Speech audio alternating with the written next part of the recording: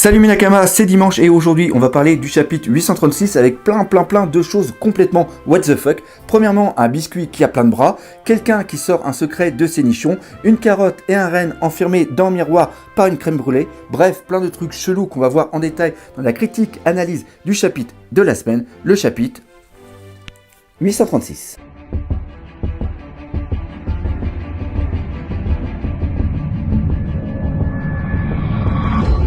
On va commencer par parler de Crackers, qui est l'un des 3 Sweet Commanders et qui fait carrément penser à Jack, qui lui est l'une des 3 calamités, c'est-à-dire d'un grand officier au niveau d'un empereur.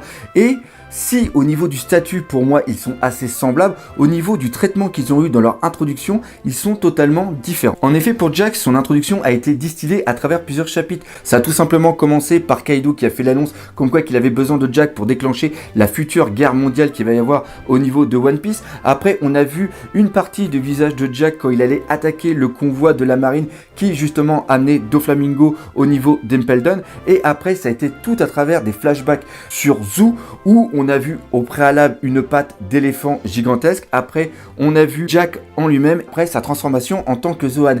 Ici, pour Cracker, c'est carrément différent. On a tout qui a été annoncé à la fin du chapitre précédent. Et là, tout ce chapitre, enfin une très grande partie, on voit Jack en lui-même et on apprend plusieurs choses. Premièrement, sa prime, un peu de son pouvoir et aussi énormément de sa puissance. On va d'abord parler de la prime de Crackers qui est, tenez-vous bien, de 860 millions de berry.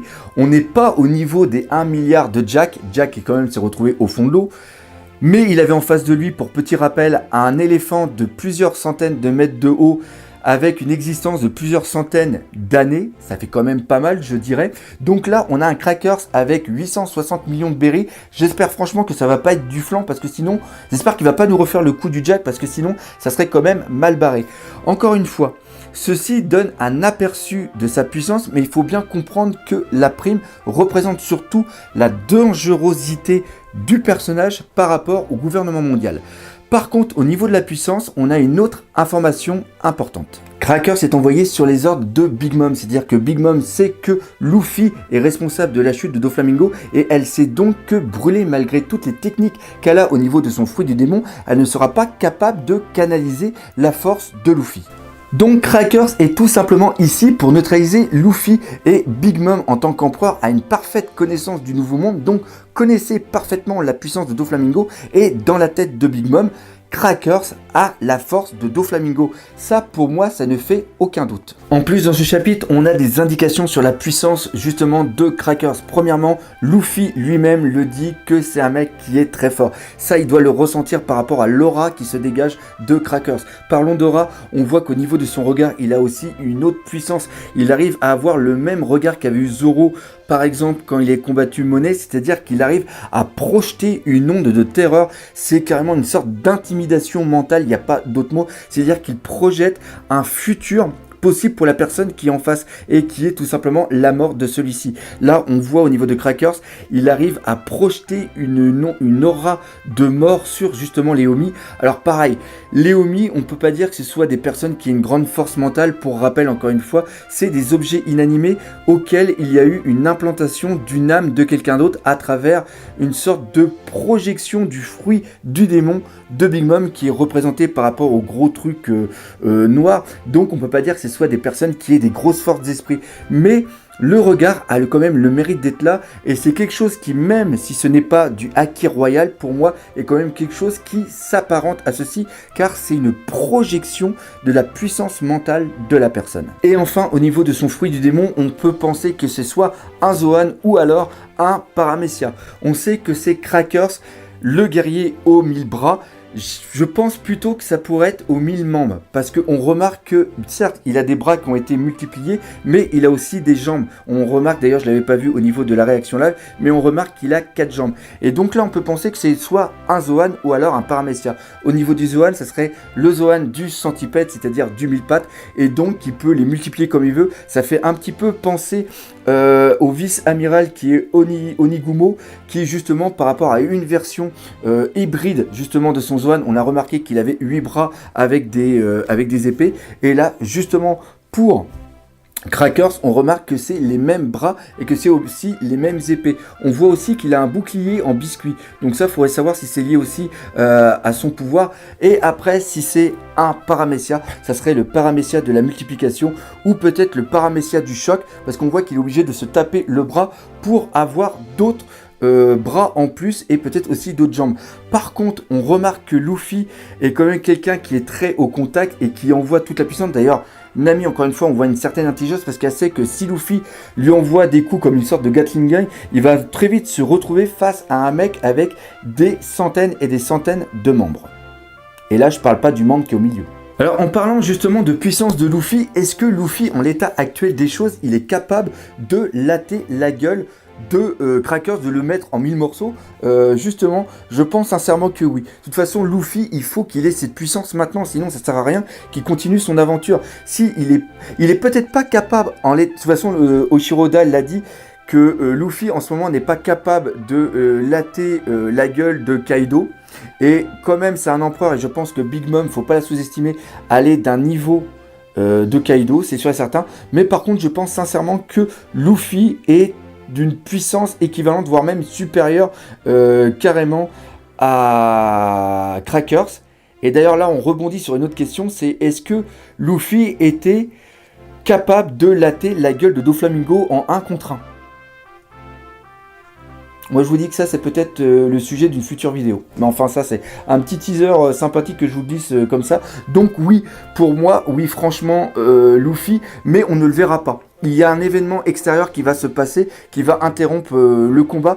Mais j'espère franchement que dans le prochain chapitre, et de toute façon le prochain chapitre est sûrement l'un des derniers du tome 83, vu que là on avait le tome 82, donc là on est le chapitre 836 et le 9e chapitre du tome 83, donc le prochain est peut-être le dernier, donc je pense qu'on va voir un cliffhanger de malade à la fin du prochain chapitre, donc ça voilà, ça c'est la petite chose. Donc oui, il va y avoir un combat entre les deux, mais ce combat ne se terminera pas justement ici. Maintenant on va parler d'autre chose, on va parler de Nami et la vive carte de Big Mom. Là, à travers la vive carte, on a eu une très grosse révélation. La grosse révélation, ce n'est pas en tant que tel que Lola avait donné la vive carte de Big Mom, ça on le savait depuis très longtemps. On savait aussi que Laura en VF est aussi une fille de Big Mom. Encore une fois, dans la précédente vidéo, je vous ai expliqué pourquoi. Mais ce qui est vraiment important maintenant, c'est de voir l'utilisation qu'il y a justement de ces vive cartes. On a déjà eu plusieurs fois des utilisations de vive cartes dans l'univers de One Piece. On a eu par l'utilisation de la vive carte de Ace, on a eu l'utilisation de la vive carte par rapport à Luffy, mais il n'y avait pas une utilisation avec une aura. C'est-à-dire que pour rappel, une vive carte est quelque chose qui est utilisé à la base d'ongles de personnes et après une vive carte est faite. Mais pour moi, il ne faut pas seulement qu'un ongle, sinon on pourrait récupérer des ongles de tout le monde et faire des vive cartes de tout le monde. Je pense qu'on a aussi besoin de mettre une partie de l'âme de la personne. Et là, on rebondit sur quelque chose d'important, c'est-à-dire que Big Mom, à travers son fruit du démon, qui est le fruit de l'âme, est peut-être derrière le business des vive cartes. Et oui, car si on y réfléchit un tout petit peu, on sait que tous les habitants de Toadland sur toutes les îles sont obligés de donner une partie de leur espérance de vie. Et ça, ce transfert de leur âme est fait à travers une projection de l'âme de Big Mom, c'est-à-dire une partie de l'âme de Big Mom qui est représentée par les sortes de gros monstres tout noirs. Et donc, on peut imaginer que ces mêmes monstres soient un petit peu dispersés aussi un petit peu partout sur les îles principales du Nouveau Monde et aussi des différentes mers du monde de One Piece. Et donc, c'est eux qui justement créent les vive cartes un petit peu partout. C'est-à-dire que pour faire une vive carte, il faut des ongles et aussi que ces monstres noirs prennent une partie de l'âme de la personne pour la mettre dans la vive carte. Et c'est pour ça qu'il y a un lien entre la vive carte et aussi la personne qui est liée. Et on peut aller encore plus loin dans ce raisonnement, c'est-à-dire que lors de la création des âmes, c'est-à-dire que les collecteurs d'âmes qui en servent justement pour faire les vive cartes aient pris pour eux une partie des âmes des personnes pour lesquelles ils ont créé les vive cartes, qu'ils les aient transmis à Big Mom et que Big Mom ait pu les transmettre à d'autres personnes. C'est-à-dire que le lapin Randolph Carotte nous a bien dit que ce n'était pas un minx car il ne maîtrisait pas l'électro. Donc, comme l'a dit Pound, ce sont des animaux dans lesquels ont été transmis une partie des âmes. Et je ne sais pas pour vous, mais ce Randolph me fait quand même sérieusement penser, accrochez-vous bien, à Mihawks.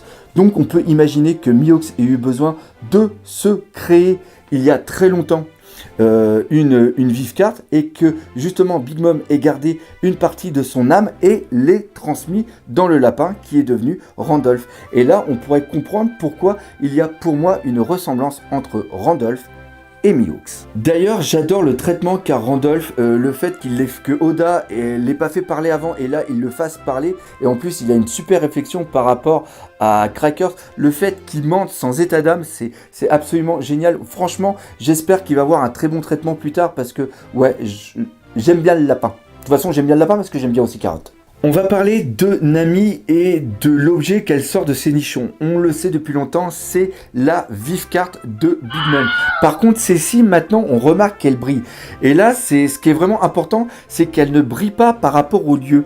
Car si la vive carte était dépendante du lieu, quand il serait rentré dans Toadland, c'est-à-dire toutes les îles qui appartiennent justement à l'égide de Big Mom, on aurait eu un indice par Eiichiro Oda. On sait que Eiichiro Oda aime bien mettre des petits indices un petit peu partout, et de temps en temps on aurait vu les seins de Nami qui auraient brillé. D'ailleurs, ça aurait été sympa de voir des gros plans avec les seins de Nami qui brillent. Ça aurait montré qu'il y a quelque chose ici qui est qui est en lien justement avec Toadland. Et le fait qu'elle le sorte et qu'elle brille, je pense que c'est parce que la vive carte rentre en résonance avec justement tous les omis qui sont tout autour. Alors pour rappel, les omis, ce sont les arbres et tous les objets inanimés qui ont reçu une âme de la part des, entre guillemets, je vais les appeler comme ça, des avatars, qui sont les sortes de boules noires, qui sont une partie de l'âme de Big Mom, et c'est à travers eux justement que un morceau d'âme qui appartient d'une autre personne est mise dans un objet inanimé. Donc à travers là, je pense qu'il y a le dépôt d'un tout petit fragment de l'âme de Big Mom. Et donc à travers ça, toute cette résonance rentre parfaitement en conflit, et c'est ce qui est symbolisé justement par cette rayonnance. Ça montre aussi par cela qu'il y a une sorte de sanctuaire qui est créé autour de Nami. Et c'est pour ça que justement les Omis ne peuvent pas interagir, ne peuvent pas se rapprocher de Nami, parce que Nami est complètement protégée. Pour terminer, on parlera de deux choses. Premièrement, du sort de Carotte et aussi de Chopper, et après du Germa Double Six. Au niveau de Chopper et aussi de Carotte, on voit qu'ils sont de l'autre côté du miroir. Encore une fois, c'est un thème très important par rapport à Alice au Pays des Merveilles, qui est quand même l'élément récurrent au niveau de cet arc sur Big Mom. On voit que le miroir a été brisé. D'ailleurs, Luffy, idiot comme il a pensé que justement Carotte et aussi Chopper étaient brisés en 1000 morceaux. Et quand on voit justement l'œil de Chopper dans le morceau brisé du miroir, on a l'impression qu'il va dire quelque chose à Luffy, et qu'il a sûrement trouvé un moyen de sortir du miroir. Et ça, c'est vraiment important, car pour la suite des combats, on va vraiment avoir des duels qui vont se mettre en place. Premièrement, on a bien sûr Luffy qui va être contre Crackers. Après, on a Nami qui va être contre Brûlé. On a justement les deux lapins, c'est-à-dire le Minx Carotte contre Randolph, et enfin on aura Chopper en version Monster contre le roi des arbres, qui est tout simplement Bone.